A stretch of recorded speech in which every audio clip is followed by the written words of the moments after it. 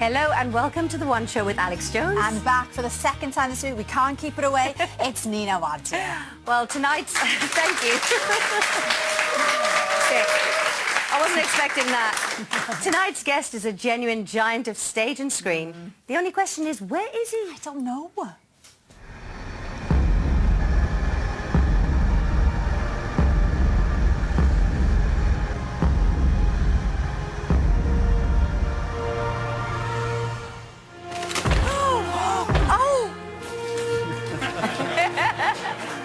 Welcome the big friendly giant himself. Rylance. Hello, Mark. Let us see you. Take a seat. Well, that's the best opening we've had to the show ever, to be fair. Absolutely. You destroyed the set, Mark. I destroyed it. We'll talk all about the BFG later. Nina and I have both seen it and absolutely loved it. Great. But a friend in common that the three of us have got told me early this morning that she worked with you once and you two got to know each other quite intimately in a specific play. So go on. We were doing the Scottish play, I dare not say the M word. And I was playing First Witch. You did. And how did I poison you, Mark? Do you happen to remember by any chance? I think you poured milk into my mouth. Or was Maybe it from your slapped mouth. milk? Yes! It was quite a challenge. How long was the run? Oh, poor Mark had to suffer it for 6 months. There are other things that are more difficult to suffer in that play. And what did you say? I promised to brush my teeth every night before. I did. Very nice. Well, turning yourself into a giant isn't nearly as hard as you might think. You know, you've all seen these pictures. Look, this is Will at the Giant's Causeway, and it looks like his girlfriend or wife is there on his shoulders. It could be sister. I mean, who knows? Well, we want your supersized pics. Whether you took them on holiday or you're taking them especially for us tonight, send them to the usual address. Now, when you see Mark in the BFG, you'll see that he looks exactly the same as the illustration in Roald Dahl's original book. Do you think so? Yeah. Yeah, very much so. Spitting image, Mark. Well, we sent our own BFG to meet the fizz-whizzing artist who drew them.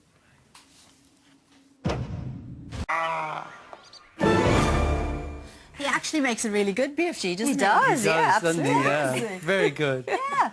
And you can see Quentin Blake's unseen BFG illustrations at the House of Illustration in King's Cross in London. Well, Mark, we went to see your film, as we Yeah, said we earlier. I did. took my kids with me, and the whole film, the whole way through, this is the expression on their face. I know. When you left the cinema and you saw all these children who'd just seen the film, they're all lit up and just engrossed. It was incredible. And they did ask me, they said, but Mum, you're saying that that's a real actor, the giant? Yeah, I said, yes. And they went, but how can he be that big? I don't understand. And I mean, you were saying you didn't either.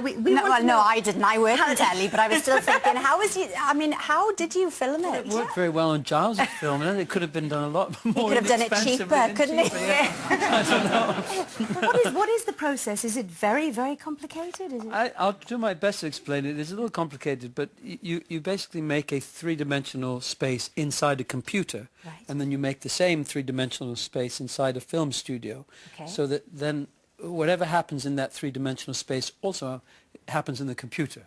Wow. So if I wearing this funny Velcro suit, if I walk around and wave my arms and do things in the space in the film set, the computer records it from all sides. So Stephen the next day takes a little Game Boy type console and puts the camera wherever he wants and films it from wherever. So it's more like being in a play, Nina, actually, than being in a film. That's incredible. And quite strange, I suppose, because you don't see it until it's on screen. I never do. But this is the most expensive makeup job I've ever had. But that's a relief to me. I don't particularly like seeing myself on films. Oh, well, do you know what? We all grew up with the BFG, hugely popular book. How faithful is the film, do you think, then, to the original story? I think it's as faithful as a film can be. They're different things.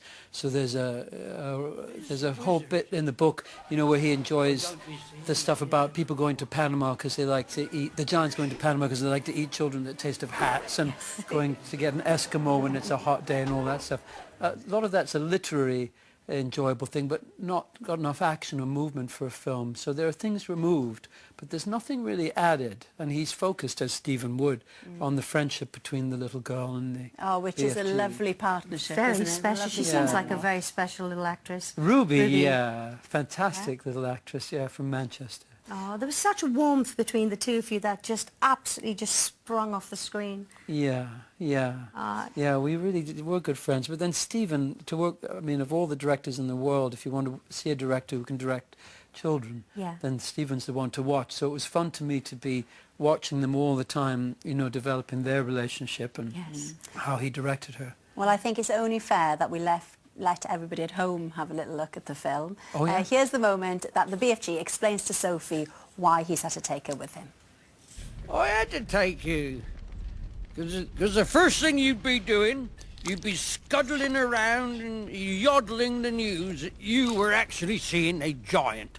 And then there would be a great rumple-dumpus, wouldn't there? And all the human beings would be rummaging and whiffling for the giant what you saw and getting wildly excited, and then they'd be locking me up in a cage to be looked at with all the squiggling, you know, hippo dumplings and crocodile dillies and jiggy ravs. And then there would be a gigantic look-see giant hunt for all of the boys. It's really strange, but, you know, people say they can't quite understand the language of the BFG. I have no problem at all. I don't know whether it's been Welsh, but I get every single word of it. You must have found it very hard to learn words like that. No, it's easier than Shakespeare. Oh, don't say that. Yeah. Can I ask you what, you know, when you were younger, I've read interviews before, and you've mentioned that you had a problem with language and speech at a very young age. So did you find that there was some kind of similarity between this giant character? Tell us about that. I still have a problem with language, really. And I think when I was 5 or 6, the way I got out of it was pretending to be other people. Lots of characters I saw on television, actually, on the telly bunkum box, as you would say.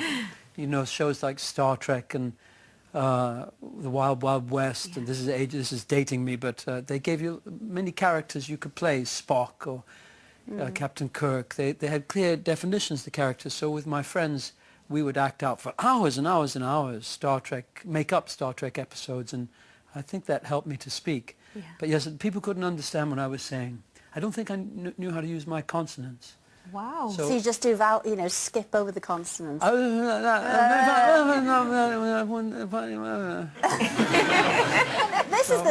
is the second Spielberg film. It that was you've funny. done. It's funny now, but I remember meeting a kid later on when I was maybe 12, and this boy had been in kindergarten or nursery school with me and said, "Oh, I remember you. You were the boy who didn't say anything for the whole year."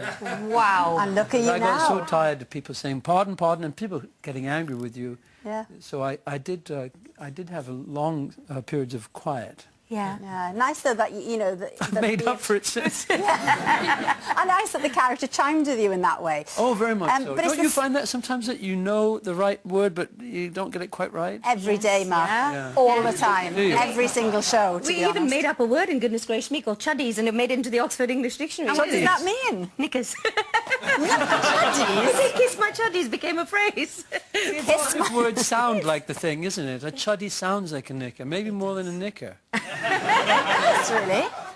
It does. He'll play with me now. Particular type of knicker, I guess. And this is the second Spielberg film that you've done, because Bridge of Spies, of course. But you did turn him down for quite a while, especially back He in the 80s. was wearing didn't chuddies you? in those days. You didn't There's like white chuddies. folks now, it's fine. So, but why then did you turn his film down then originally? Well, I don't know. I wanted, it was a hard decision, and I was offered a job in the theatre by Mike Alfreds, who I'd really admired, and I knew that it would be very enjoyable, and I would benefit from working with him, and so I took that job after consulting the I Ching, which told me to go for community. These are dice, aren't they? Or No, they're not. The Chinese do it originally with sticks, but you can do it with coins, flipping a coin, and you get 6 readings, which make a hexagram of either a broken line or solid line, and then there are 64 variations, and they'll give you some indication, you know, like a reading of what might come in the future. And this one that for the theatre said it was to do with me moving into a community. And indeed, I met my wife Claire on the first day of rehearsals. Incredible. So it was meant to be, wasn't it? It was, but I thought that was bye-bye to Stephen and films. and But look at you it now. wasn't in the end. And apparently today they said you're doing another 2. Is that right? Another 2, yeah. Wow. Yeah, I know. Incredible. Make sure to mention my name, please. He's gone from somebody you didn't want to work with to your BFF. Get it? Well, he has yeah, BFF, exactly. BFF. Yeah. But he, funnily enough, of all the films I've ever worked on, he has the most wonderful community on set. In fact, he doesn't have the word director on his chair. He has the word father or daddy. Does he? Yeah, that his kids gave him. And he has very much that character. I Very tried to encouraging. take a picture of Steven Spielberg once and fell over a hedge onto his table. That's another story. Anyway, the BFG is in cinemas right now. Now, as we've got a giant guest, we needed a giant game. And here it is. It is a giant dartboard. Right, we're playing foot darts later. It's Giants versus Sophies, and the winning team wins the right to sit on our giant chair. It's do you want to join in, Mark? Sure, yeah, I'll join in. You've got sensible-ish shoes on. Kind of. Good. Now, before that, time to see the world through someone else's window in the first of a new series that we are calling A Room with a View. To kick it off, a man who sees more than a shed when he looks out into his garden. Usual email address. Now, we've got a lovely view in the studio because we've been lucky enough to have some of the dream jars, and this is a big part of the BFG, Mark. Now, your dream is in one of those jars, that one there, isn't it? So how did your dream end up in there, and what's it all about? That's an actual dream I had. I'm sitting outside a glass house, and inside the glass house there's a merry-go-round or a carousel. Wow. Oh, beautiful. Yeah. Where can people see these jars then, Mark? I think that one's in Westminster Square. What, they're just dotted around the country, are Yeah, they? I think so, yeah. Oh, I think and so. then- Stephen's done one and Ruby's done one, and I think a number of people have done one. And they get auctioned off at some point, don't they? Sophie Dahl did a beautiful one of a little cottage by a seashore with a mermaid. And Yes. yeah, And they get auctioned off? Yeah. Oh, how much for yours? no idea. I think Should we it's start at a carat. fiver? I can ask you, Roald Dahl based The Big Friendly Giant on his builder. Wally. Wally, that's right. I met Wally's daughter. Did you? Yeah, yeah. Did you? Oh, wow. At the premiere. And you tend to base some of your characters on real life people as well, am I try correct? to, yeah. You try to. So when you were in Wolf Hall, who is it that you based Cromwell on? Oh, usually the characters are based on a number of different people, particularly a character like Cromwell, who changes a lot. Yeah. But there's a poet I know in Brixton, Jim, who came down to London when he was 14, I think, arriving at King's Cross, and not wanting to go into any kind of orphanage. He just lived on the streets with a gang of kids for about 2 years, in Soho, I think. And he's a wonderful guy, a rap poet. But he reminded me of Cromwell, who ran away when he was 14 and lived in Europe a number of years as a kind of renegade child. And so there was something of an element of the two that the two shared. Yes. Yeah, we loved Wolf Hall. It was such a brilliant series. Opposite Did you? characters. Yeah, and so interesting. absolutely brilliant.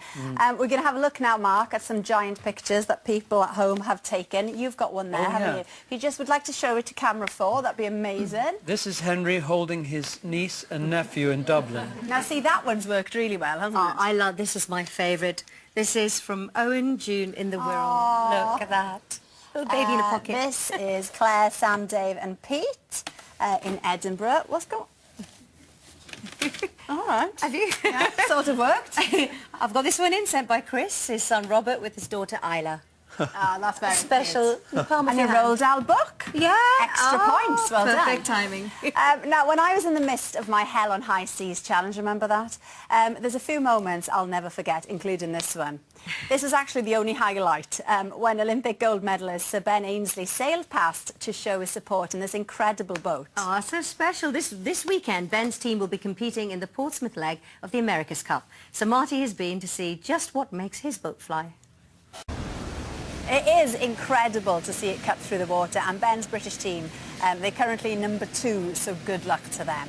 Now, a giant show needs a giant finale, and this is ours. It is foot darts. Now, Danny here is in charge. Now, this is the world's biggest dartboard, apparently, isn't it? It is, yeah. Okay, so what's the big idea here, then? Okay, so we've got the world's first football theme park, which Right. is based at Blue Water Shopping Centre, which goes on to the 22nd of August. Brilliant. And can anybody come down and take Anyone part? can come down. Is there a prize? There is a prize for the highest score on the dartboard, What's the prize? which is £1,000 at the end of the 5 weeks. Vouchers for a shopping centre. I'm in, Danny. Come on. Well, we've had a go, haven't we? Yes, and we were absolutely appalling, weren't we? I mean, we were worse than appalling, to be fair. I mean, you were actually better, but we had the wrong footwear on, I It's feel. true. I mean, look, this is a bit unfair playing football in these, I reckon, but... Yeah, well, hopefully our teams tonight will be better because Team Giant are about to go head-to-head with Team Sophie. Their prize is the chance to sit on this magnificent chair here. Although, Sophie's, if you win, we haven't got a ladder or anything. We can't give you a leg up. You'll have to just climb up the side somehow. So what do you do if you need to rustle up a team of giants at short notice? Well, you call the Tall Persons Club of Great Britain and Ireland, of course. Now, Stuart, this is a big year for your club, is it not? Yes, it is. It is our 25th anniversary. Wow, amazing. Yeah. And if anybody wants any information, they can go to our Tall Persons website, tallclub.co.uk. Fantastic. Is there a minimum height involved? No. No? No. Women are 5'10", average men are from 6'4". Fantastic. Well, Right, let's check how tall these guys are then. Go on, Stuart. I'm 6'8". And I'm 7 foot. Wow. oh my. Sophies, you've got some work to do here. Okay, girls, you go first. 3 goes each. Go on, Sophies, in a line. And when you're ready, off you go. Okay, so here's the first. Yes! Come on!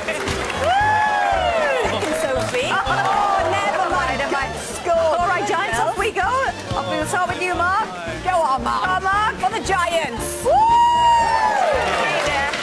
Stuart, here we go, Stuart. Come on. Yes! They have got the 15 and advantage, one more us. Oh! He's so tall, he went over the top. And that is what happens when you let a giant play football. Exactly. Danny, what's the score then? So the winners are the Sophie team with 33. The winners of the Sophie team with 30. No! Good fun. Good fun. Brilliant. That is all for tonight. Thank you so much to Nina. Oh, no, and thank you to Mark. You can see him in the BFG in cinemas right now. Yes, you can. And Matt and Angela Scanlon will be back on Monday with Sir Patrick Stewart and Sir Ian McKellen. See you then. Bye. Have a great weekend. Oh, that was